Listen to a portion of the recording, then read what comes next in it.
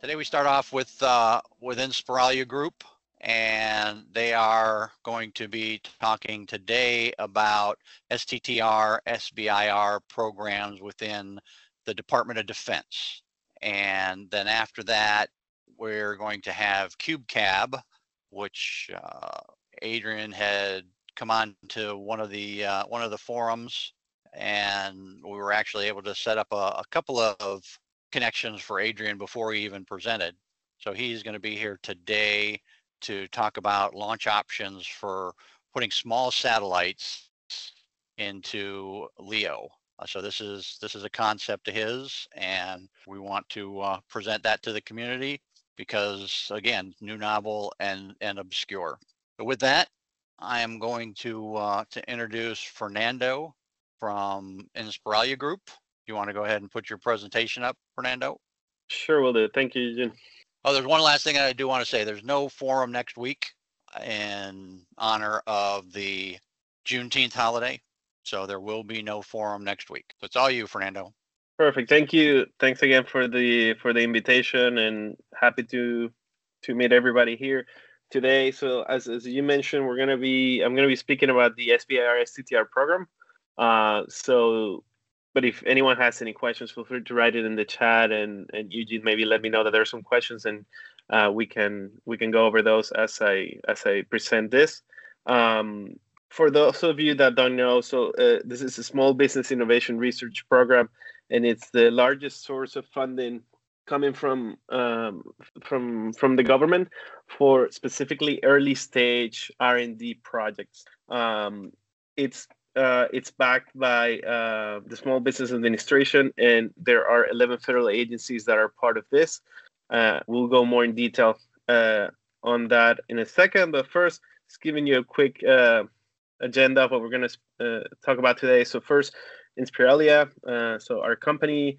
Then we're going to talk about the SBIR STTR program. The deadlines are coming up in the next weeks and months. And then we wanted to make this specific session on the AFWERX SBIR program. So this is part of the Air Force, but it has a very different approach as an SBIR than historically the Department of Defense has had. And so again, we'll talk about that in a moment. Then we're gonna share some success cases, previous companies that have worked with us in the past, and then a couple of tips on how to prepare your proposal. And then at the end, if we have more questions, we can discuss it at the end of the presentation. So Inspiralia, it's a company headquartered in Miami. We actually were originally founded in Spain, in Madrid, back in 2005. And we've been working with small businesses, deep tech startups, helping them access federal grants and contracts, all of them non-dilutive. And here in the US, we focus on these SBIR and STTR opportunities. Our goal as a group is, helping innovators take their ideas and, give them all of these financial tools, access to non-dilutive funding, like I said, but also access to private investment, as well as access to R&D services so that they can work on the design, prototyping, and basically taking this idea, this product to the market successfully. I'm in charge of the Department of Defense team within Inspiralia. So here in Inspiralia USA, we structure a team in a non-DoD and then a DoD team. And on the next few slides, you will see why we did that. But basically, my team prepares applications that we, on behalf of our clients, that we then pitch to the Air Force, Navy, and the Army. So the program itself, the SBIR STTR program, the difference there, SBIR is when the small business submits the application as a solo applicant. They can outsource up to 33% of the budget, but most of it is going to be done in-house. And then STTR is when there is a partner involved. So you're no longer a solo applicant, but you actually partner up with a research institution. This is typically going to be a university, but then they will end up taking up to 60% of the budget. So this program has an annual budget of $4.4 billion. It's really attractive for startups, especially when they're starting out, because it takes zero equity. They cover 100% of the costs of the projects, and it's not a loan. It doesn't have to be paid back.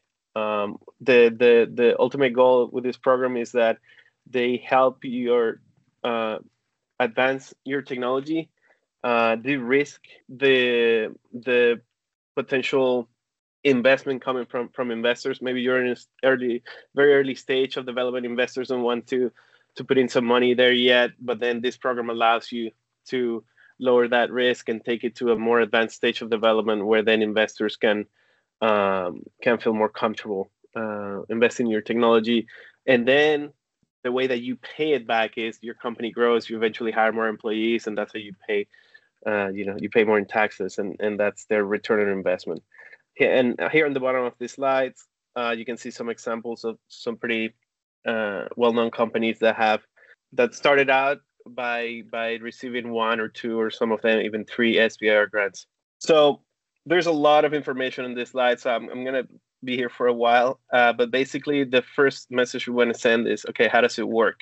Do you get the money all at once? So no, there's a phase 1, which is called concept development. This is where you, in general, trying to figure out whether the solution you're trying to propose is feasible or not. And in average, you can receive about $250,000 at this point. And this is going to be a project that would last about 6 months.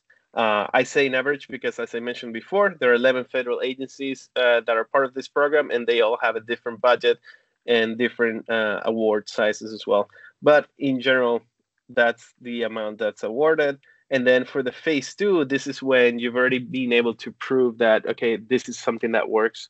Maybe you've been able to develop a rough prototype, a minimal viable product. And so you will receive the phase 2 money, which is in average about $1 million, to work on the design, testing, and building a commercialization strategy so that eventually you can actually launch this to the market. That should be the end goal of your phase 2. And this would last generally 24 months, so 2 years. Phase 3, Fernando? at this point, yes. It's Eugene. Mm-hmm. So what is the difference between phase 1, phase 2, and direct to phase 2? I've seen a lot of advertisements for direct to phase 2. Right.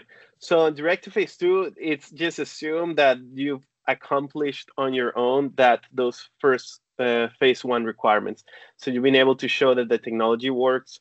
You've been able to attract interest from investors and key leaders in the industry.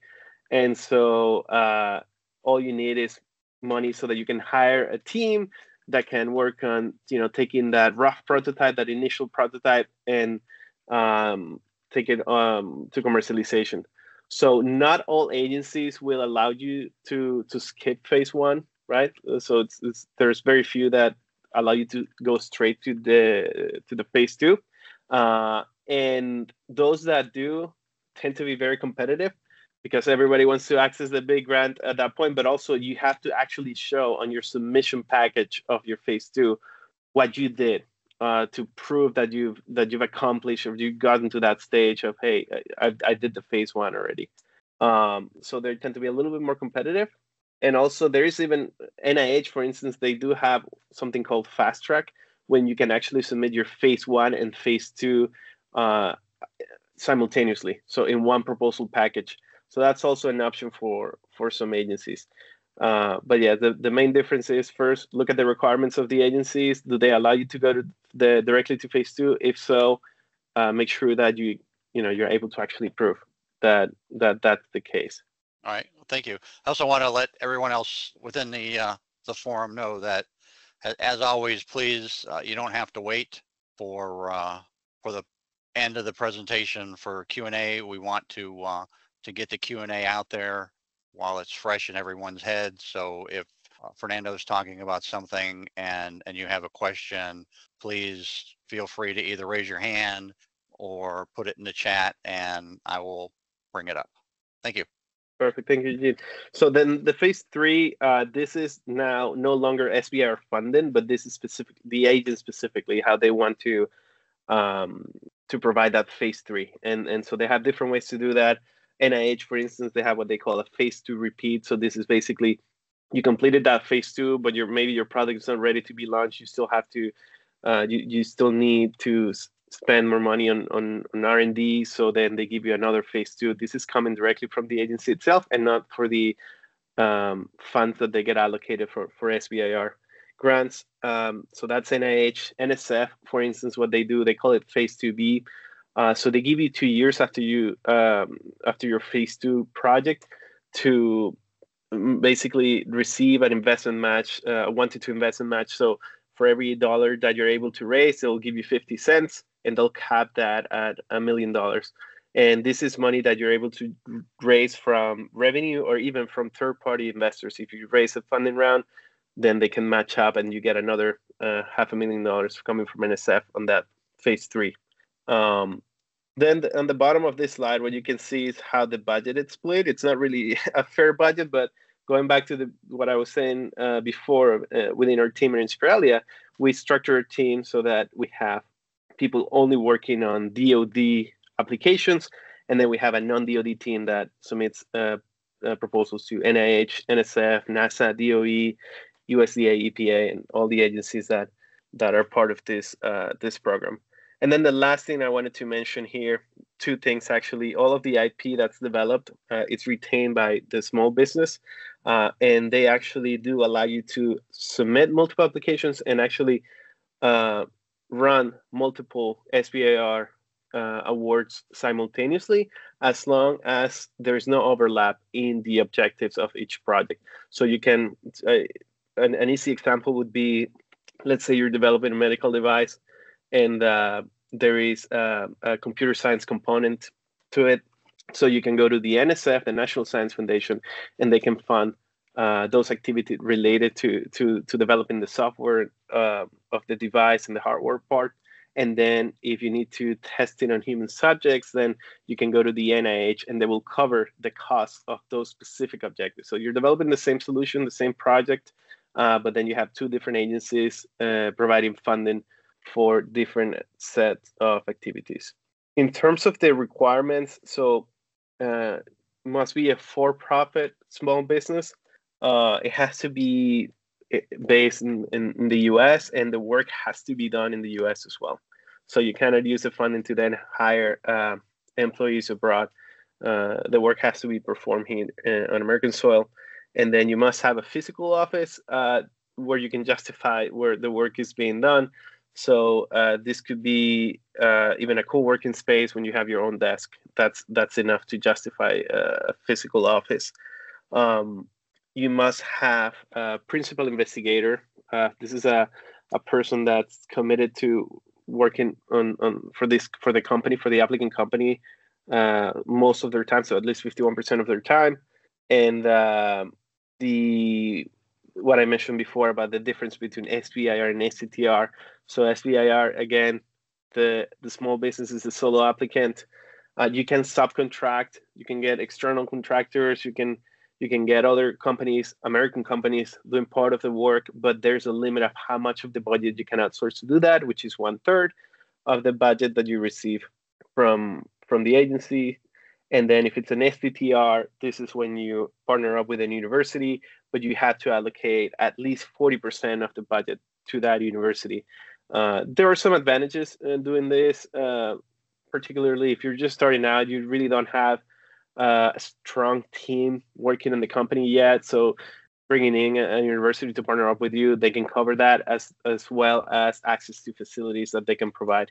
From our experience, if you have the team working on let's say covering all the skills that are necessary to carry on with the project, we advise not to submit as an STTR because the budget that's allocated, it's much smaller than that allocated to the SBIR. And then some of the deadlines, just for you to get an idea of a couple deadlines. Actually, today we had one general deadline for DoD, and then Army X-Tech. This is a specific SBIR program that's run by the Army. NSF will have a deadline next month. But then, yeah, well, you can see every month, and we're not including here all of them. These are just the main ones that you might have a chance of finding a topic that could potentially be a good fit for what you're trying to develop. So again, some examples of the deadlines that are coming up in the next few weeks and months. National Science Foundation.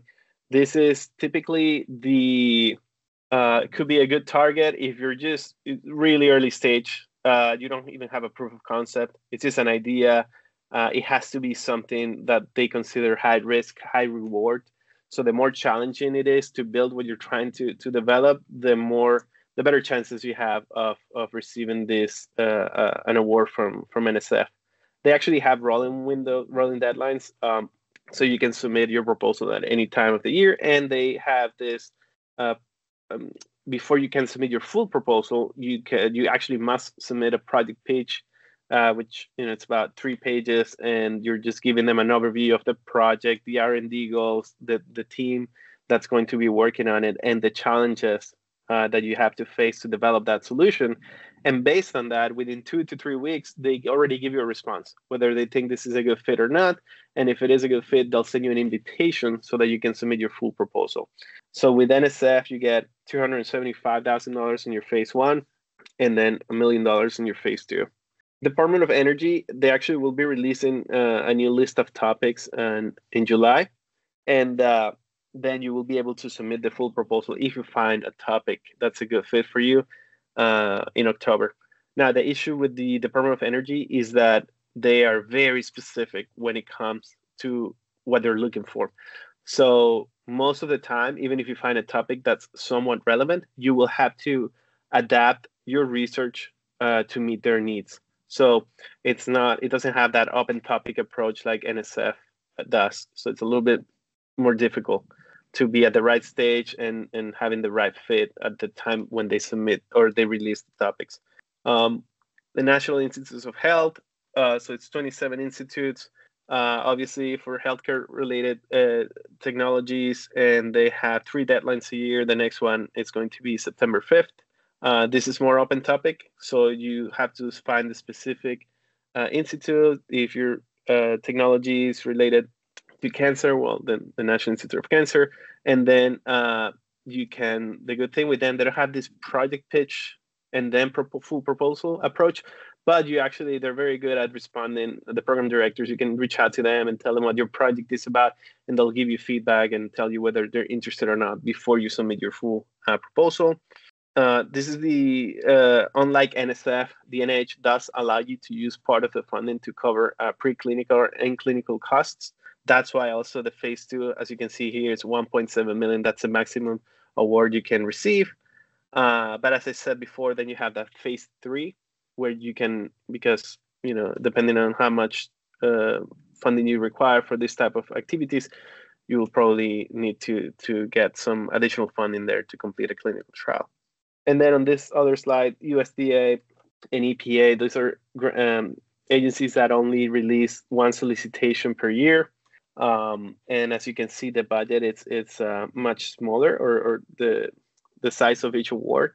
So USDA 175K for the phase 1 and 650K for phase 2.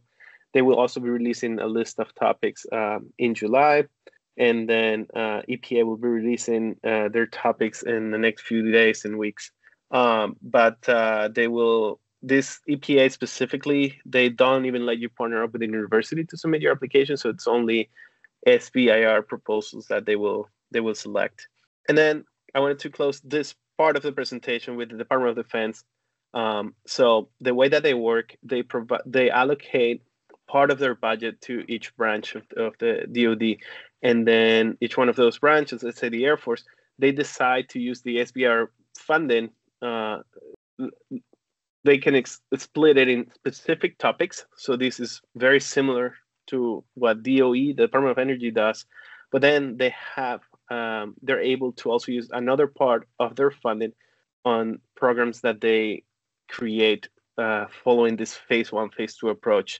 So the specific topics have these deadlines: March, June, October every year. And again, they're very hard for a company to find a really good fit at that specific moment in time, where they can end up getting these awards. But if they do, the budget is about $225K for a phase 1 and $1.5 million for a phase 2. But what I wanted to talk about today is more, rather than those specific topics from Department of Defense, it's more of the open topics, right? So that's where most startups would have a good chance of accessing this. And once you enter that DoD contracting space, then you will get, you will be reached out by other groups with, let's say, AFWERX specifically, which is from the Air Force. Once you secure a couple contracts with them, then maybe it starts reaching out to you and see if you can work with them, developing something that meets their specific needs. So then that opens up those opportunities, going to specific topics in DoD. So AFWERX, as I said before, it's the same SBIR structure, but they decided to change the way or what is done in each phase. So your goal in a phase 1 is not to develop a solution or find out if it's feasible or not, but rather find a customer within the Air Force. So this customer is typically going to be an Air Force base or an Air Force hospital, depending on what you're trying to develop. And once you have that partner, that end user, then you will propose the type of research and development that you need to perform in order to develop a personalized, a customized solution for that customer. Okay, so as you can see, the phase 1 award you receive is very small, $75,000. You had 3 months to spend it, but again, this is only for you to use. If you need to travel and visit a specific Air Force base, someone that's interested in your technology, it's for you to use that money on that. If you need to attend events when you can talk to different stakeholders and try to raise interest, you have 3 months to use that money on these specific activities. And then your goal will be to close a customer memorandum. So basically the commitment from that specific customer within the Air Force of using your technology. From their perspective as a customer is really attractive because you're developing a solution for them. And the cost to develop that is coming from AFWERX, from the program itself. It's not coming from them. All they have to do is dedicate time working with you, and approving what you're developing for them. And then on your phase 2, you get $1,250,000, and you have 21 months, up to 21 months, to develop that solution for them. Now the phase 3. Or it's actually a sequential phase 2, so an extension of your phase 2 as well. It's this program called TAG5, where as a company that has received a phase 1 and a phase 2, you can actually now get a 1-to-1 investment match from AFWERX, and they will count whatever amount of investment you've been able to raise in the last 2 years coming from private investors. And they will cap that at $1.9 million. So you could potentially get, over $3 million just with one project that you've won phase 1, phase 2, and this TAG5 award with AFWERX. And the last point I wanted to mention in this slide is that even though it's public funding, they actually have a mandate to provide the results within 60 days of the submission window closing. And that's really fast if you compare it to other agencies that are part of the SBIR program. And this next slide, you can see a little bit of the timeline. So the next official deadline is closing mid-September. There is no date yet, but it's going to be somewhere around 15th to 25th of September. And 1 month for them to review the application. And then if they're interested, they'll reach out to you and you start this due diligence process. It takes about another 4 weeks. So 2 months in total until you receive that phase 1 award and start executing the phase 1 project. And at the end of this 3-month period, you have to have your Air Force customer. You have to have your phase 2 proposal ready, where you're explaining the R&D work that's going to be done in the phase 2. And then you another 60 days to get that phase 2 award. here at the bottom of the slide, you can see because it's a new program. Again, this was introduced in 2018. So you can see the total budget that has been allocating in the trend, right? It's been increasing significantly every year, and the same with the number of awards. And as I said before, once you've entered, this is a good opportunity for startups that have never worked with DoD in the past. If you're able to find a customer yourself and they give you money for that on that phase one, then you're able to build a product that's really attractive for the Air Force. They can offer you a procurement contract. There's no limit on how big that contract can be. But then at the same time, you will start getting requested to speak with Navy, with the Army as well, because they might want you to develop something for them as well. So Fernando, it's Eugene again. Let me stop you there for a little bit and ask a few questions. First question is, you had mentioned that for the AFWERX, it has to be an Air Force application. So what happens if someone at SOCOM, which is Tri-Service or Office of the Undersecretary of Defense or Defense Innovation Unit, what happens if one of these is interested, right? So, but they're not necessarily Air Force, but it does have an application back to the Air Force? Yeah, so that's the thing. So if you're able to prove how this could be useful for, let's say, pilots, or even this goes not just Air Force members, but it could also be their family members. That's how broad this specific program is. The hard part will be not getting the phase one, but then the phase two, because you need to have signatures specifically from parties within the Air Force.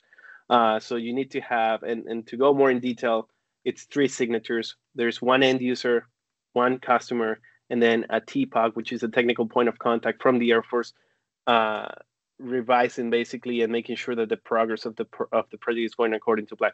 So it's not enough. It does, having interest and letters of interest from other parties within DoD is going to make your case stronger, but you need to have proven interest from the Air Force specifically.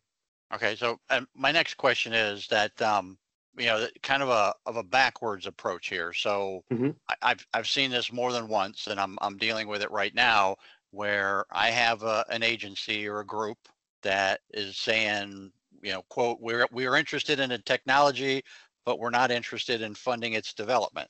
Right. If there's an opportunity for sponsorship of an SBIR, we'd be happy to talk about that.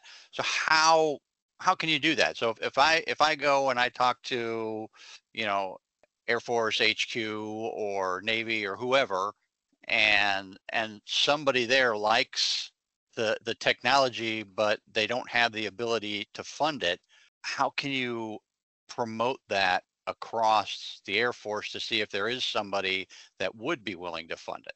Yeah, and that's the $1 million question. So it's and just to give you some numbers, I shared on this slide here, you can see the number of proposals that are awarded, the number of applications that are submitted. So at the same time, when you win your phase one, you have these 3 months.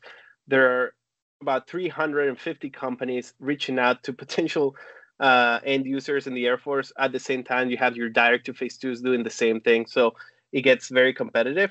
The way that we do it, and this is part of Inspiralia's services, we have already been able to build a strong network of contracting officers and potential end users within the Air Force. The approach that we follow is we don't wait until you get your phase one award to start those conversations, but actually when we submit your phase one, where again, there is no customer memorandum required, we've already presented your technology, your solution to potential end users in the Air Force that we've already worked with in the past. If they're happy with what we bring in to them in the past, they'll be interested in speaking with us again. So what we do at that point is we just see who is interested, so that when you get your phase one award and you actually have to now close that customer memorandum and get those signatures, we know that we have 10 or 15 people that have already shown interest, so we go first to those. Now, if we were doing this if I'm a startup and doing this, I don't have any contacts, and yes, a lot of times you will get that answer, say, hey, we're interested, but we don't have we don't have ability to fund this kind of project. Well, at least do you know someone that within the Air Force that you could introduce me to? It doesn't hurt to ask. So. All right, but they could also reach out to you, and would you be able to accomplish that same thing if they take this email to you and say, hey, I've got interest here, but they don't have funding? You're referring to if I want to, for example, to make sure I get this right, if they want to submit it directly to phase 2? No, if I referred this company to you, would you be able to help them? Yeah, no, absolutely. Yes, that's again, it's part of the services that we provide, and just so that everybody understands, we rely heavily, like our business model depends on this company's getting awarded. So what we do beforehand is going what we call a project validation. So we see what you're trying to develop. We go to our list of within our network, make sure that there is someone that would be interested in partnering up or being a champion and as an Air Force stakeholder. And if we see that there is a chance, then yeah, we can totally help and get those contacts for you.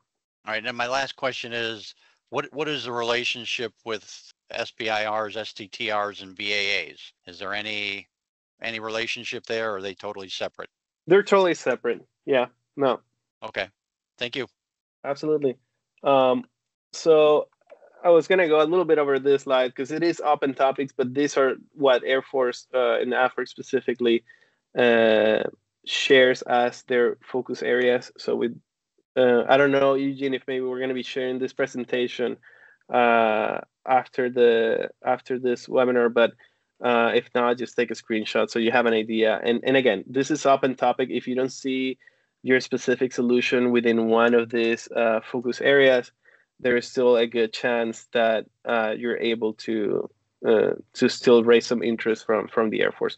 The whole idea why they propose this is because rather than just focusing on solutions and then going back to, okay, what do we need? All right, let's release this topic, this solicitation on what we need. This is more of a way for them to say, maybe we don't know that there are solutions out there that can improve the way we do things and can reduce costs. And so that's why they had that phase 1. You, in a way, you're placing a bet with them and say, hey, this is my technology. This is what I do for the private sector.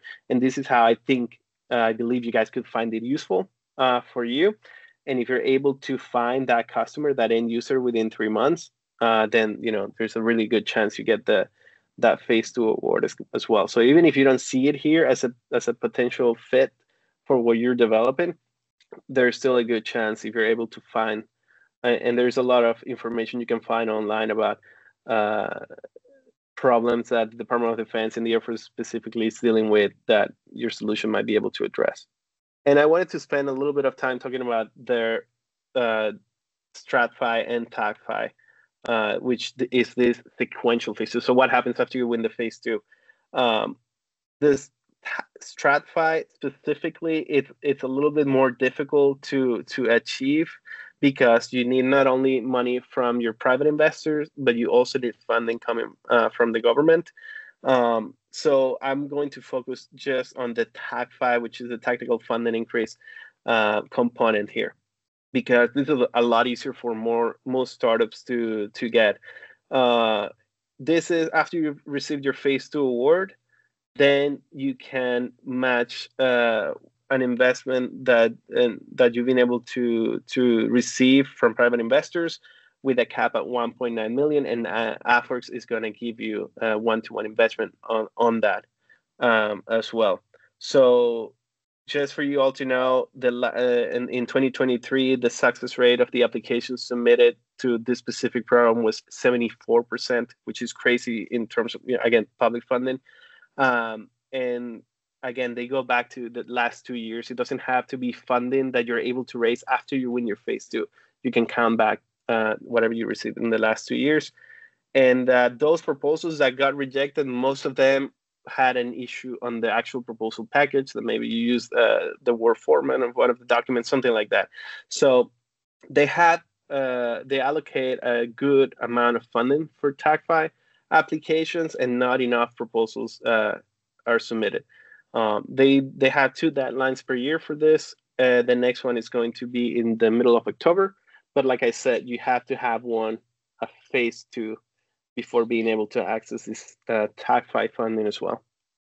Here are some examples of companies that we've been able to help getting not only AFWorks but also other SBIR grants with different agencies. As you can see, the industries vary quite a lot, and even though yes, battery technology that's very clear as a specific use case for the military, but then there's also this other company from Pennsylvania that does specifically those forever chemicals, destruction of forever chemicals in water. They were also able to raise phase 1 and phase 2 funding from AFWorks, and then we also helped them get funding from EPA, which made more sense. But just wanted to give you an idea of how this dual use, how far it can go, and specifically with AFWorks. There are also videos here, so that if we share the presentation, you can have a look at those, and they're talking about their experience working with us and also working with AFWorks. So if you could do me a favor, because when I share the presentations or when I send them out, they're PowerPoints. They're not PowerPoints. They're PDFs. Right. So when you're done, if you wouldn't mind putting those links in the chat for me. Sure. No problem. I would appreciate that. No problem. And then just the last thing before we close here is just a couple of tips. The first one, this is, every small business that could potentially or is potentially interested in getting one of these grants should set up these registrations. The main one is the SAM, so System for Award Management. The website is sam.gov. These are free of charge to set them up. They're just sort of time consuming. There's a lot of documents that need to be submitted, and the whole process takes about 6 weeks to get done. And then if there is any issue, if there's one address doesn't match one document and another document, you start the whole thing from zero. So again, it's very time consuming, but because it takes 6 weeks, you don't want this to be the reason why you missed a specific opportunity to submit a proposal for one specific deadline that you were a good fit for. And this has happened to us many times. We have companies that come to us and they're like, hey, we heard about this solicitation, we want to apply, and then when we ask them if they have these registrations ready, they don't have them. And because the deadline is 2 or 3 weeks away, they're not able to submit.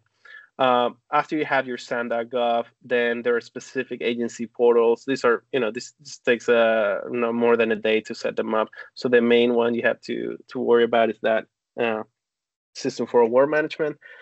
And again, it's part of our services too. For the companies that we work with, we provide this, or we set up all of these registrations on their behalf. And then just to give you an idea of the writing process for us at Inspiralia, first to validate the project, and this is when we say, yes, okay, we found a match, we found a fit within the available topics that we believe you guys get funding from. That takes about a week or 2 to get that information from you. For you, and then once we commit on working together and we sign a service agreement, then we take care of the full proposal writing. So we feed out of the material that you can share with us and what you can share on video calls, and then we take care of writing. We set up. There's a technical writer, so this is someone that has worked on similar applications in the past and has a academic background related to your technology. And then we have a senior consultant, and this is someone that's an expert on the specific agency that we're submitting the proposal to. And then what we need from our client is you give us your comments, review the draft that we send you, and tell us what we need to change, if we need to improve something, rather than the other way around. And typically by the 3rd draft, that's the final version that just needs the approval from the client. And then we have a separate team within Inspiralia that takes care of submitting the proposal package as well.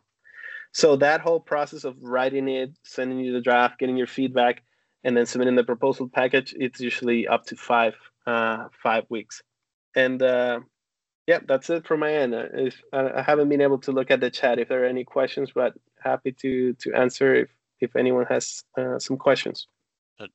Nothing has shown up in the chat, but go ahead. I'll open it up to everybody for any questions that you have. There was a lot of information there, a lot of good information. Please go ahead and chime in if you have a question. Okay, and again, just to recap on that AFWERX program we're talking about, the next submission window will be up in mid-August, and it's going to be closing in mid-September. So my suggestion is, if you think that you might be a good fit or you're interested, start working on those registrations, that SAM.gov registration, so that, to make sure that you make it on time. Because like I said, it can take 6 to 8 weeks just to have that ready. Okay, so Estev, I believe I've got that correct. Can you unmute and ask your question? Yeah, I wanted to know what your fee structure is, and as well as, do you guys also have the capacity to work with one company to submit multiple SBIR responses? Absolutely. Yeah. So we have we charge. There's an entrance fee for we call it writing fee, even though it also includes those registrations that I mentioned. We have a team that does that. And that can go anywhere from $2,000 up to $4,000. It all depends on, first of all, do you have those registrations already done? So, we don't have to do that part. And also how much material you have available that we can use then to work on or start working on the proposals. Everything else is success fee based. So our standard success fee for the full package of services is 15%, so that's 15, but this will include all of the post-award management services. So if you want us to, after you get the award, if you want us to develop the technical reports, work on, if there is any change in the project, your principal investigator changes and you have to request that change to the agency. Basically, all of the bureaucratic work that is related to managing the grant, then that's going to be covered with that 15% of the award size as well. There are some companies that are not interested in that, or they want to, let's say, add that package later. So then the fee is going to be lower than that. So then if they have the multiple projects. Sorry. Yes. So that's another thing that and when we do this project validation, by the way, that's free of charge. That initial. It's just for us to see whether there's a good chance of winning and there's opportunity for a potential collaboration. One of the things we see is how likely is it for this specific company to get funding from multiple agencies, because that's what we want to do. Rather than working with a lot of companies, we're very selective with the companies that we work with. But if we can reuse the material that we developed on the first application to then go to another agency and try to get funding from them as well, then those are the companies we're looking for. So absolutely, we on the validation, we can already tell you 2 or 3 or 4 different targets in terms of SBIR funding that we foresee, and then we give you the timeline for that when the deadlines are coming up and the specific topics that we identified within all the agencies. Okay, this is a Steve again. So we already have SBIRs. We have 2 SBIRs from ONR and as well as NASA, 2 different categories. Right. So are you also able to help with? I think you mentioned that earlier, but I just want to clarify. Are you also able to help get with other organizations? For example, if we have a SBIR with NASA, to be able to get with Department of Energy, for example, to see if they can do a phase 2E or sponsor towards a phase 3. Yes. I mean so to go. Make sure I get this right, Steve. So you mean if you've secured your phase 1, phase 2 with NASA, to get a phase 3 from a different agency? Is that what you mean, or a phase 3 with the same agency? To get a phase 3 with the agency and as well as other agencies that may be interested that the technology is applicable to, or phase 2E to further enhance the capability. Right. So yes, we can do both things. So we can help you access the phase 3 with the specific agencies that you've already received funding from. But for a phase 3 with another agency, unfortunately, they don't allow you to, or let's say they don't recognize a phase 2 from another agency, so that you can also receive phase 3 funding from them. You would have to then go and get a phase 2 with that agency, and then you can access a phase 3. But that's another thing we can do, of course, is help you look for specific funding and solicitations that can help you access a phase 2 with different agencies other than NASA, and then you're able to access a phase 3 with that other agency as well. Thank you. Yep. All right, so Carlton, I believe you unmuted. Did you have a question?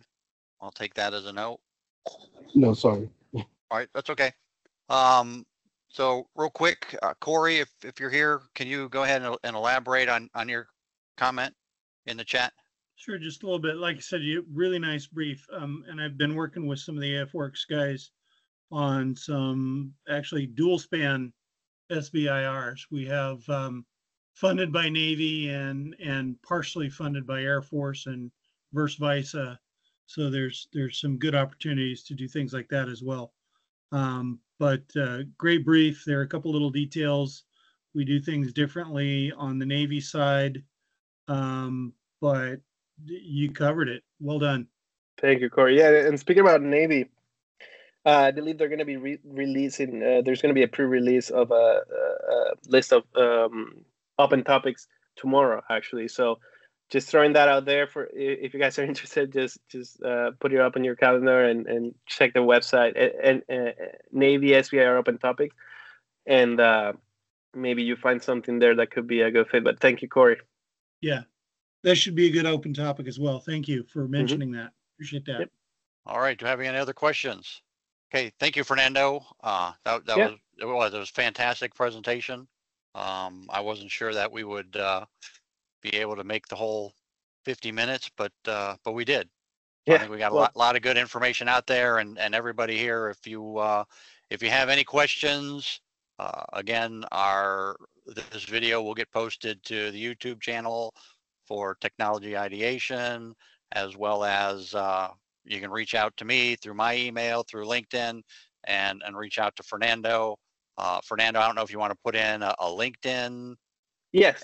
So I'll put up my LinkedIn there and the chat, and as you asked before, to have those links for the YouTube video. So I'll add all that now in the chat. But again, thank you, Eugene, for the opportunity, and thank you everybody for attending. And yeah, I'm available if you guys are wish to reach out and maybe discuss your project a little bit further. Thank you. Okay, yeah, and one last thing, if you can send me the updated presentation. Yes, I'll do that too. I'll send it to you. Thank you. Yep. All right, so Adrian, are you here? Actually, I do have one more question for the guy. I was just looking it up to something to confirm. Okay, go ahead. Yeah, so he said that phase 3 is generally only possible within the same agency that gave you a phase 1 and phase 2. My understanding was exactly the opposite, and I am looking at it. Looked like that changed in the 2011 reauthorization that specifically allowed other agencies to do cross-agency awards, phase 3 from a prior phase 2 or phase 2 from a prior phase 1. Did that get changed back? So it depends on the agency.